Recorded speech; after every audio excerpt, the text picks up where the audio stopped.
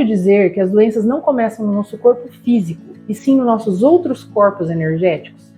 Segundo registros Vedas, datados há mais de 6.000 anos antes de Cristo, nós possuímos 7 corpos energéticos. E esses corpos, eles possuem densidade e vibração diferentes. Muitos de vocês já podem até ter passado por alguns tratamentos energéticos terapêuticos e não sabiam que esses tratamentos eram feitos nesses corpos energéticos e vibracionais, e não no corpo físico. A radiestesia, o reiki, são alguns desses tratamentos que são feitos nesses corpos sutis.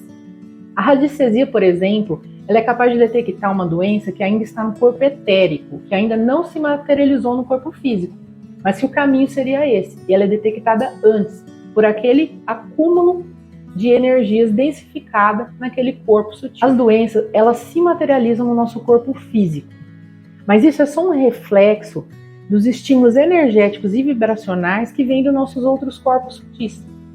Mas o que seria que causaria esse desequilíbrio nesses corpos, a ponto deles somatizarem em doença no nosso corpo físico? Então material. Vamos entender aqui um pouquinho quais são esses 7 corpos. Então a gente começa pelo corpo físico, seria esse totalmente ligado à matéria, é o 7º corpo, que é o corpo mais denso. Começa aqui do fim, então, do corpo mais denso. Aí o 6º corpo seria o corpo etérico, que é o que fica os chakras e que é o nosso centro de energia.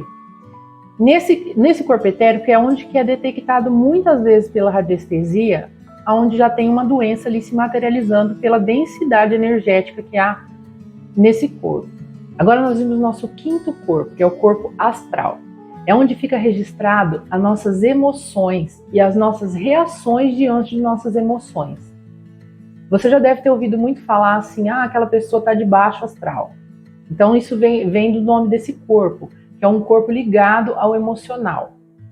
E ele é o último corpo que tem o formato do corpo físico. Agora nós temos nosso 4º corpo, que é o corpo mental inferior, onde fica toda a nossa capacidade mental. Mas é uma capacidade abstrata, não é o corpo físico, não é o cérebro, e sim ele manda estímulos energéticos para o órgão cérebro. E esse corpo ele já não tem mais o formato físico, ele já tem um formato, ele começa um formato mais abstrato, ele tem um formato ovalado, que envolve o nosso corpo físico. Agora nós vamos para o nosso 3º corpo, que é o corpo mental superior. Esse corpo é o nosso corpo da consciência. Ele tem total consciência de onde viemos, qual que é o nosso propósito aqui na Terra, qual que é a nossa missão de vida. Algumas pessoas relatam que através de constante meditação conseguem acessar esse corpo de forma intuitiva. Ele é chamado também de eu superior. E nele está gravadas as informações das escolhas que nós fizemos para essa encarnação atual. O 2º corpo, ele é chamado de corpo búdico. É onde estão os nossos registros akáshicos. O que são registros akáshicos? São registros de todas as nossas vidas, não só dessa atual, onde a gente está encarnado. Então ele contém todos os registros de tudo que passamos, tanto no corpo físico quanto no corpo espiritual. E por último, o nosso corpo supremo, que é o corpo Atman.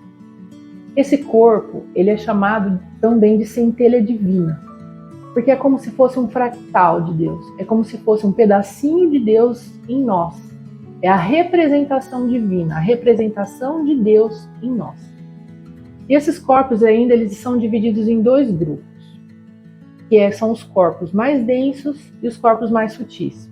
Então os 3 últimos corpos, que são os corpos mais próximos do corpo físico, são os corpos mais densos. Eles são os corpos que formam a nossa personalidade, a nossa persona. Já esses 3 primeiros corpos, que são corpos mais sutis, são menos densificados, estão mais próximos do mundo espiritual, por isso são mais elevados, eles são imortais. E eles são o que compõem a nossa identidade.